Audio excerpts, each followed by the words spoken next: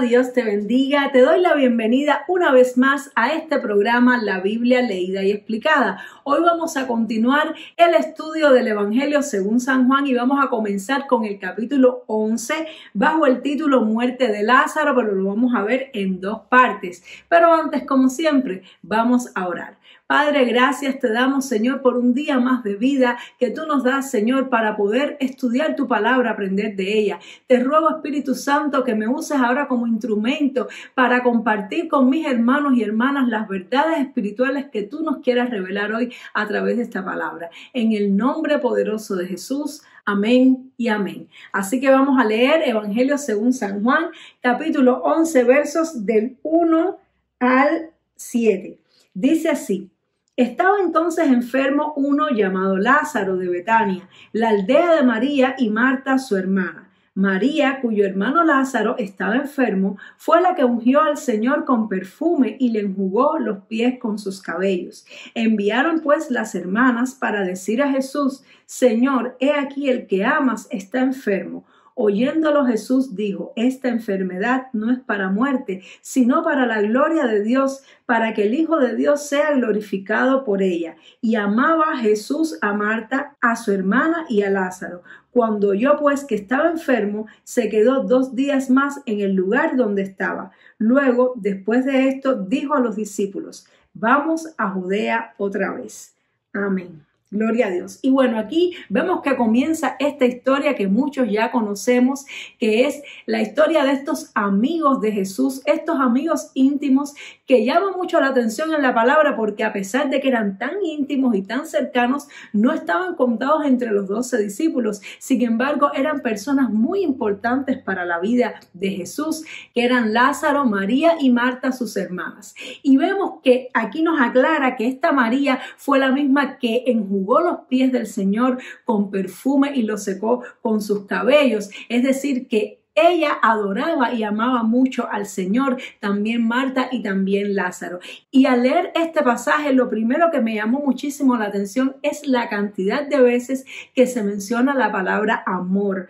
Nos dice que lo primero es que las hermanas, cuando Lázaro estaba enfermo, enviaron un mensajero a buscar a Jesús y a decirle: Señor, el que amas está enfermo. Es decir, que ellas sabían que Jesús les amaba, que Jesús tenía un corazón cercano a ellos. Ellos se sentían cercanos a Jesús y sentían que había lazos, vínculos de amor que les unían. Y esto es algo muy lindo y maravilloso porque tú y yo necesitamos tener a nuestro alrededor personas a las cuales amemos, a las cuales podamos darle y recibir de ellos amor. El amor fraternal, el amor entre hermanos es algo muy lindo. Muchas veces cuando se habla de amor, nada más que se piensa del amor de pareja, del amor eros o este amor que es hacia los padres, pero hay un amor muy lindo que es el amor entre los amigos, el amor entre los hermanos, y esto es algo que Jesús cultivó en sus relaciones y tú y yo también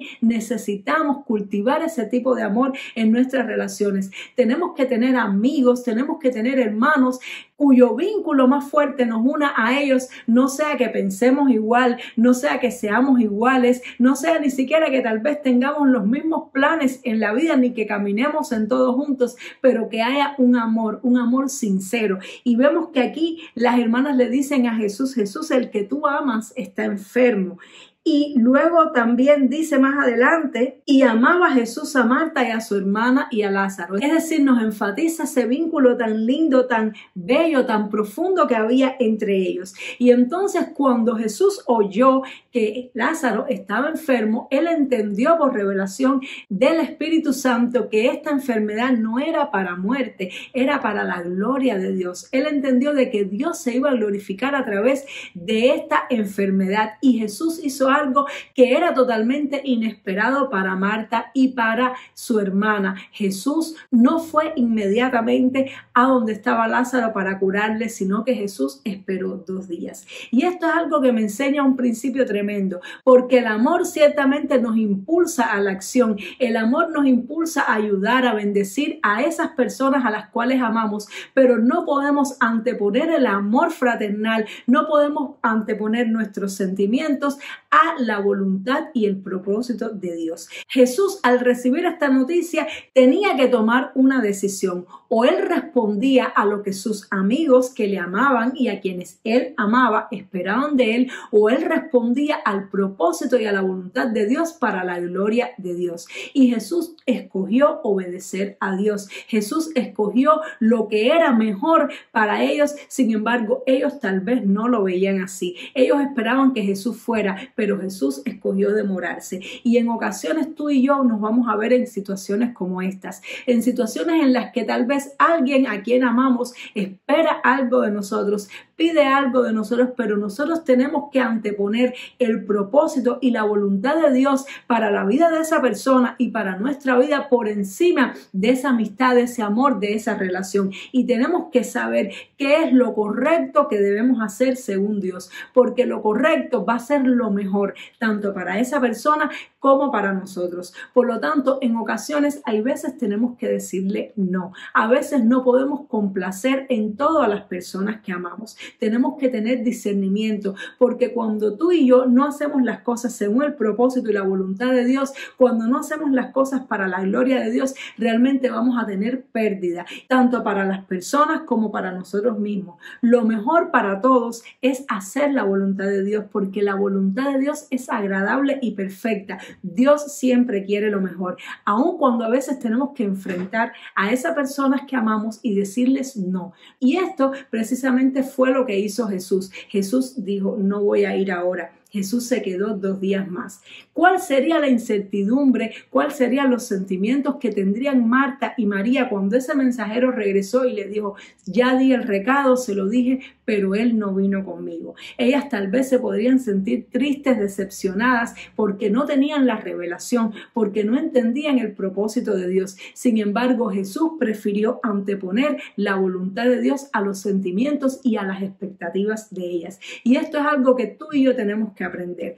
Nunca podemos poner las expectativas de otras personas y los deseos de otras personas por encima de lo que Dios nos ha revelado, sino que tenemos que ser firmes para que los propósitos de Dios se puedan cumplir en nuestras vidas. Y finalmente, cuando Jesús entendió de parte de Dios que ya era el tiempo, entonces Él fue a donde ellas estaban. Él no las iba a dejar solas, no las iba a dejar desamparadas, pero tampoco iba a moverse simplemente por sentimientos o por la demanda de esos seres amados, sino que Él decidió moverse todo el tiempo por la voluntad de Dios, sin importar lo que otras personas piensen. Y esto es algo tremendo. No sé si tú estás pasando por una situación similar en tu vida. Tal vez tus seres amados, tus seres queridos demandan, desean alguna acción de ti que tú sabes que es buena, que es correcta, pero que no es el tiempo, que no es el momento, que no es la voluntad de Dios para sus vidas en ese momento, y tú tienes que tomar una decisión.